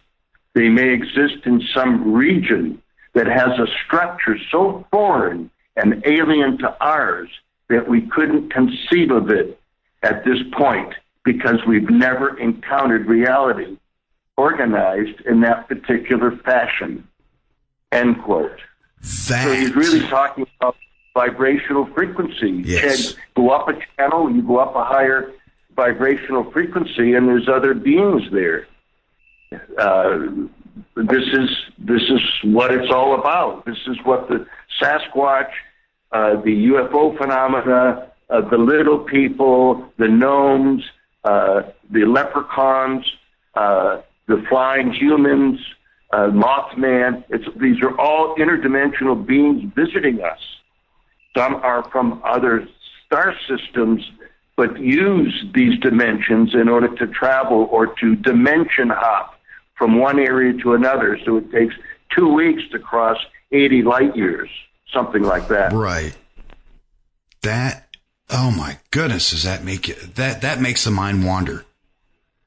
It makes it wander into areas I haven't turned that part of my brain on in quite some time, Kewaunee. Thank you for that. Now the whole room is filling with smoke. Because that makes sense. That makes sense to me, and that explains not just Sasquatch or the UFOs, but, you know, anything out there, just like you were talking about, the gnomes, the fairies, all of these little creatures that people are ridiculed if they follow them or feel that they're being just made fun of, which is ridiculous, because it is. It has to be around us. It's just it has to be. Where else would it go? I mean, it's what did Einstein? Energy cannot be destroyed, just transferred to something else. So it has to go somewhere. I don't know. This is just really fascinating. But we do have another question here for you from chat, and that is, what are the ETs up to? Friendly, helpful, monitoring, or something else? They're asking. All of the above. All of the above. Yes, there's some that are friendly. There's ETs is an even broader topic than Sasquatch and humans combined, because there's so many different races of ETs, so many different solar systems and galaxies that they come from. So it's quite a broad topic. But in general, there's there's the ones that that you could label friendly, that have the same agenda that the Sasquatch is talking about. Of they want soul evolution on Earth. They want us to be connected with them ultimately, because it is the Star Elders that have created all these different races. The Sasquatch, the humans, and all the different races that were seated on this planet even before the Sasquatch were. See, but the Sasquatch were the first mammal people, but when Earth was in first creation, it was mostly a water planet. So the first beings that were here were the fish people or the mer people. And then they developed the ant people and the lizard people and the bird people. So there's been a really long evolution here on Earth before we even made it to mammals and then humans. So there's many different ETs that are very vested in this. There's some that are actively working to help humans. They might assist by healing us, teaching us different ancient wisdom, or even healing our physical bodies. There's other ones that are just indifferent. There's ones that, could be labeled evil, very negative, very evil. They want our souls. They want our planet, and they'll stop at nothing to, try to achieve their goal. And you mentioned something, sorry to interrupt you, but you mentioned something about injury. Tell us about when you hurt your back and what the Sasquatch people did to help that. Oh, both of us have a story. Which one? Yes, that's it. Because that jogged a memory. Go ahead. Yes. Okay. Yeah, I injured my back when I was 20 years old, and I rebuilt it, you might say, and got strong, and it didn't bother me. But I reached a point where one day I was in my very early 40s, and all of a sudden I was visiting a friend. I walked in and sat down, and I went to get up, and I couldn't stand up. I was shocked by this, absolutely shocked, and I asked the guy to help me up, and he sat there giggling and started talking about something else. And he said, I kept repeating myself. He said, what are you joking for? What do you mean, help you? He said, I can't get up. I'm sorry, this is real. So he helped me to the car, and I made it. It was difficult, but I made it finally into my bed that night, and I made sure I put the phone. I'm glad I did by my bed, and I woke up in unbelievable pain. I had a ruptured disc, and so I couldn't walk, could not walk, and on a scale of 1 to 10, 10 being the worst, mine was a 10.5.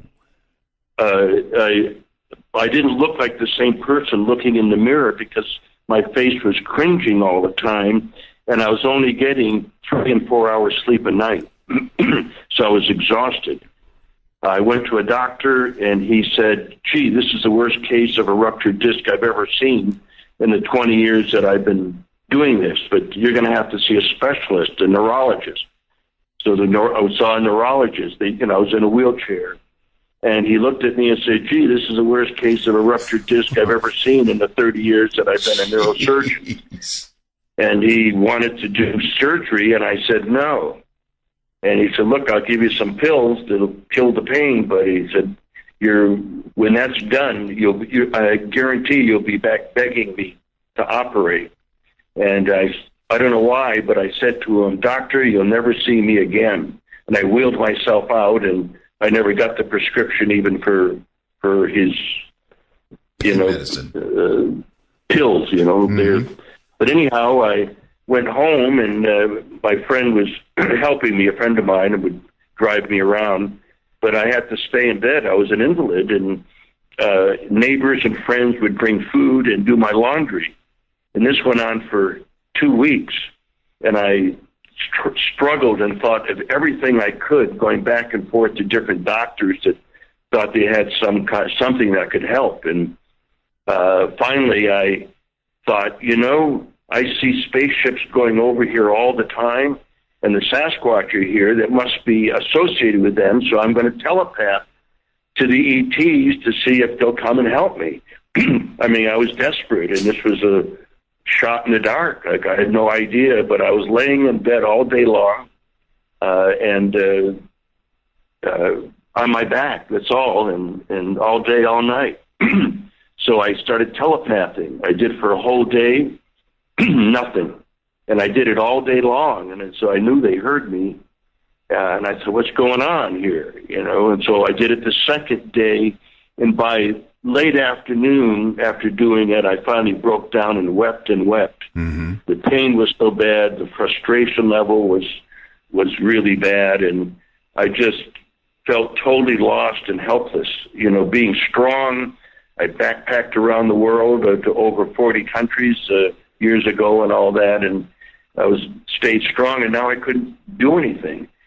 So that night, though, the second night when I shut the light off, there was shifting around behind me, and I turned around as best I could, and there were 3 right around 3.5 to 4 foot tall beings in spacesuits. And they said, we're here to heal you. Whoa. And I said, thank you, come ahead.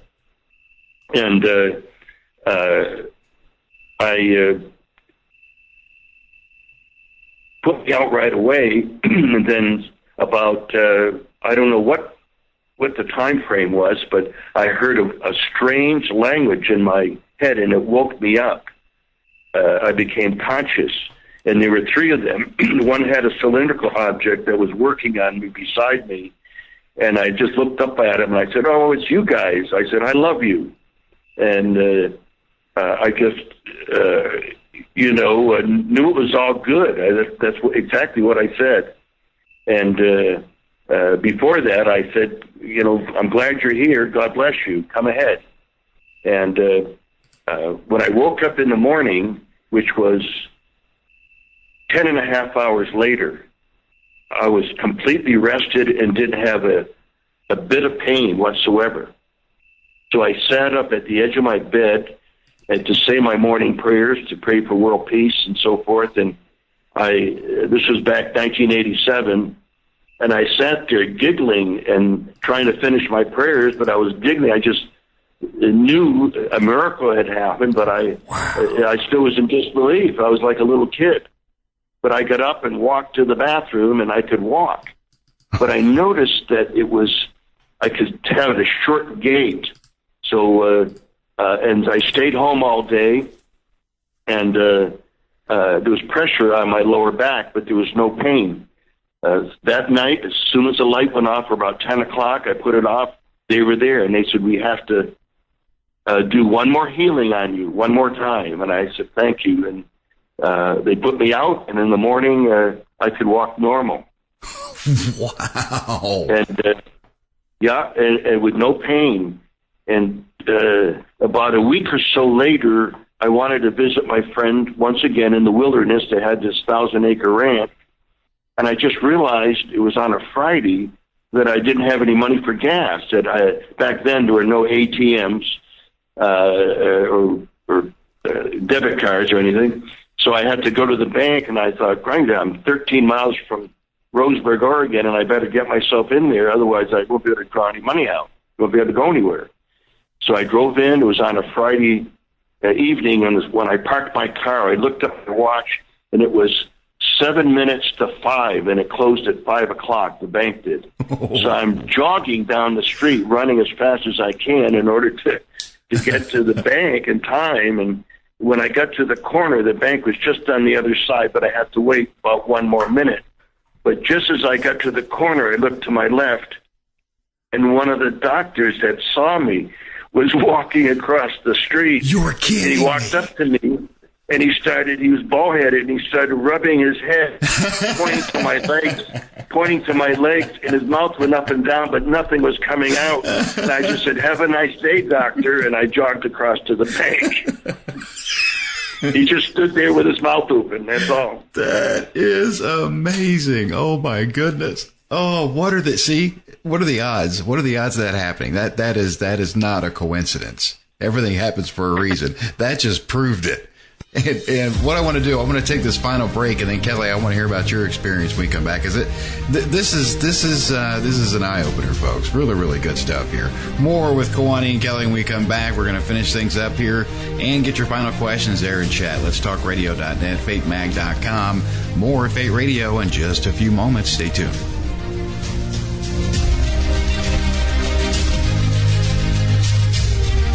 Real people and not pre-recorded and regurgitated radio. WGOG DB Clearwater. Let's talk. Shopping, dining, beautiful lakes and rivers, and a monster? Welcome to Braxton County, West Virginia. Centrally located, Braxton County, West Virginia is the ideal place to visit. Natural beauty and recreation abound with 2 beautiful lakes for easy kayaking and canoeing, and many hiking trails. Did we mention the Flatwoods Monster? That's right. Visit Braxton County, West Virginia's Flatwoods Monster Museum and not only learn about the Flatwoods Monster, but walk in the same footsteps as the people who witnessed it. Nearly all of our attractions can be found within a few miles of Interstate 79. Visit us online at braxtonwv.org. That's braxtonwv.org. Braxton County, West Virginia. Center yourself here. Since 1948, Fate magazine has delivered a one-of-a-kind reading experience covering everything from psychics, UFOs, paranormal investigations, and more. To subscribe, visit fatemag.com or call 828-702-3032. That's 828-702-3032. Subscribe and find your true reports of the strange and unknown at fatemag.com. Haunted, a psychic story by author and radio host Ariel Grace. This is not your average book of hauntings. Haunted, a psychic story is written from a psychic perspective and contains true stories and some handy tips. Written in 3 parts, Haunted, a Psychic Story contains chilling adventures, advice from the archangels, and helpful tips used by Ariel Grace to clear haunted homes around the globe. Haunted, a Psychic Story is available on Amazon, or you can download straight to your Kindle. Haunted, a Psychic Story by Ariel Grace. Get your copy today. Let's Talk Radio.net.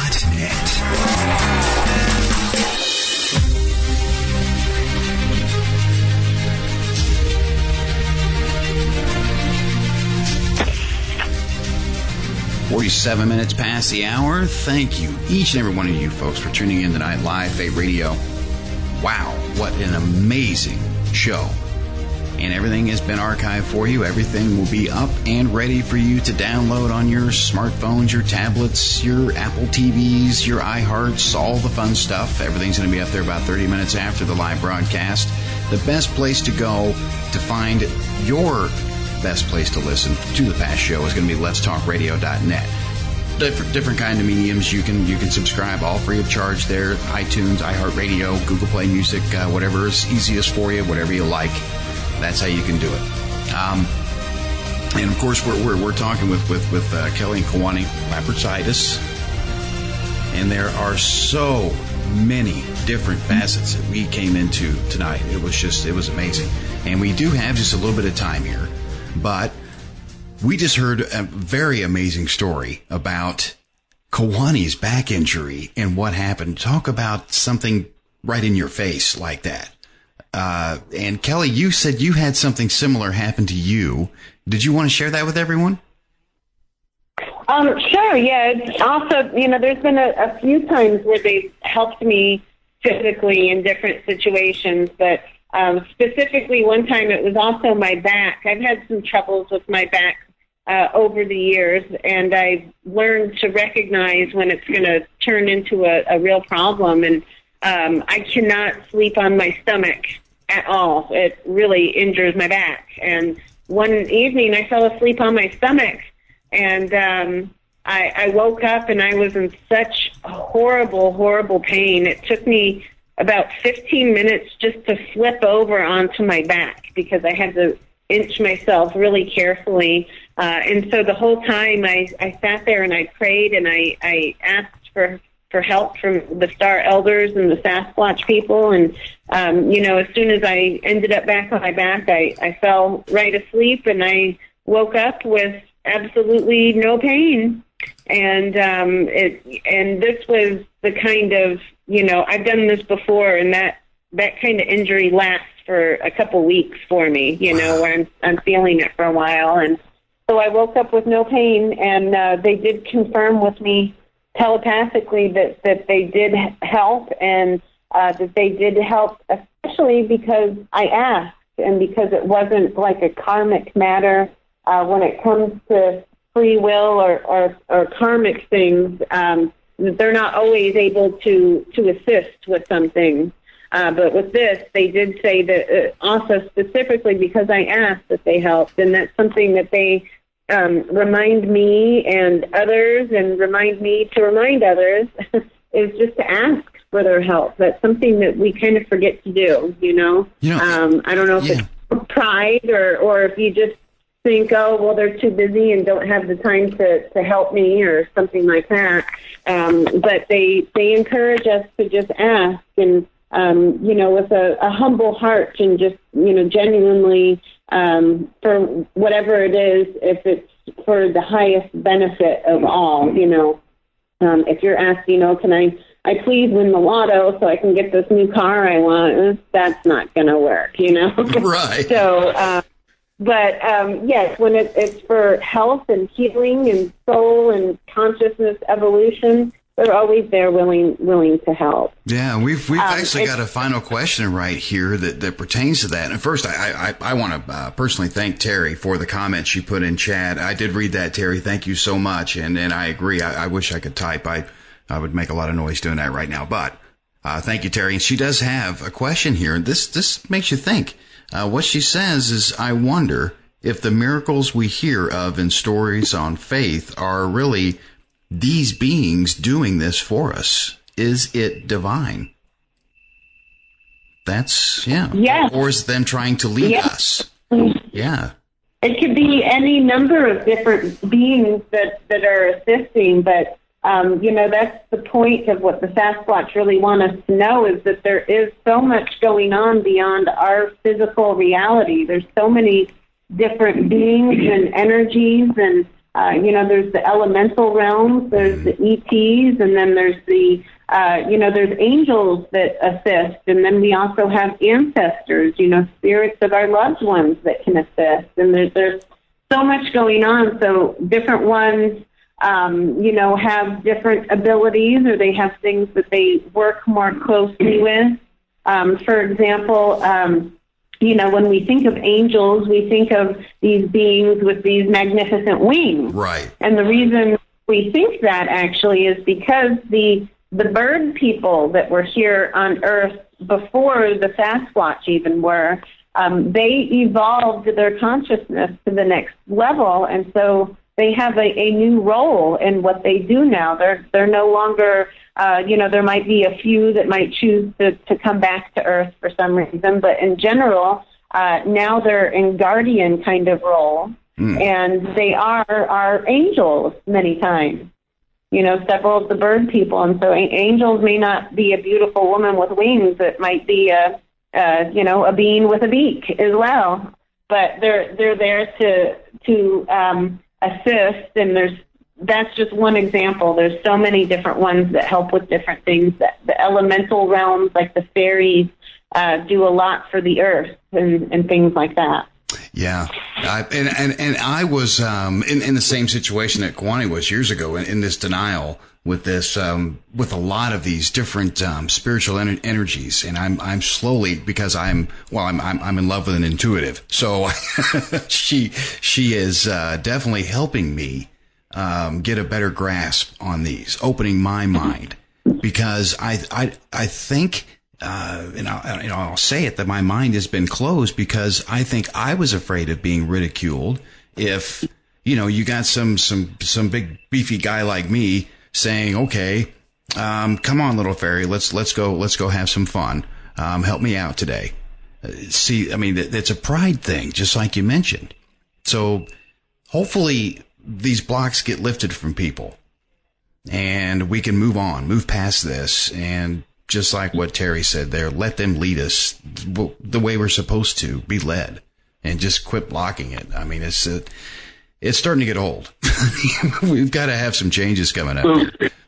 When a person focuses on unconditional love and trust, and to walk that path, the white path of light, and they want people to reach out. How do you do that? By reaching out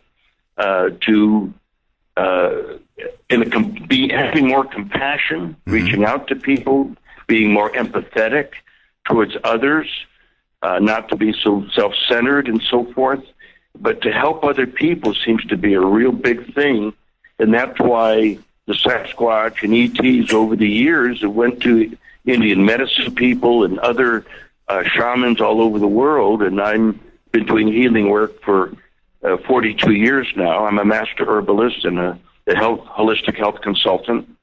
My master's degree is in holistic health. So they came to me because I'm compassionate. I'm always helping people. So that raises a person's vibrations, and they know that, I'm nonviolent and that kind of thing, and how in my thinking. Yes. They emphasize that the way to begin and heal ourselves and our collective karma is to practice unconditional love, understanding, acceptance, and to help one another. And they also emphasize that our attitudes and actions need to change to more compassionate ideals in order for our collective consciousness to change and heal our planet and all of the karma and drama that we've created through different incarnations. And, that's a difficult challenge without the help of a wiser and more evolved race who's greater in spiritual intellect than, we've ever given them credit for. So they're here to assist us in this process. And if we can accept, if we're willing to accept their help. But they can't do it for us.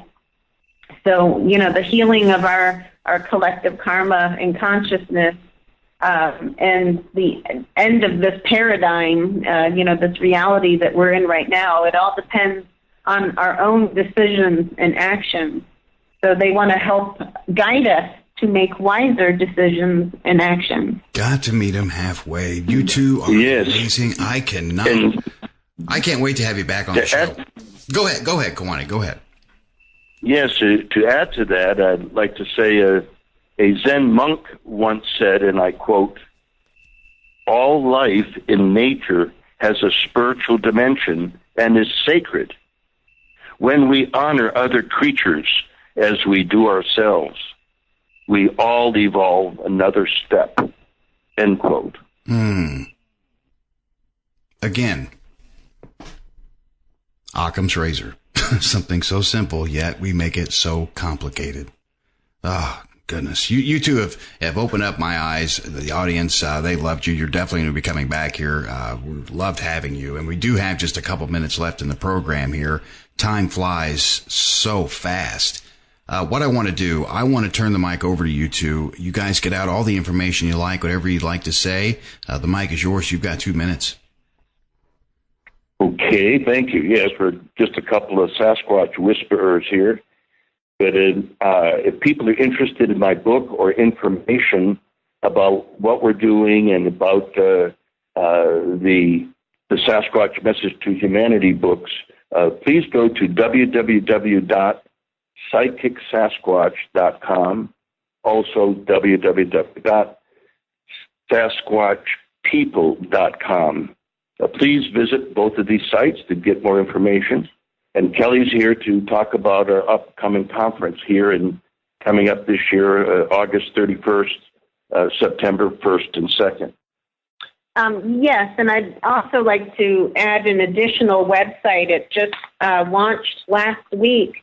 SunBôw, who's the author of the first 2 Message to Humanity books, he just launched a new website called SasquatchSasquatch.com.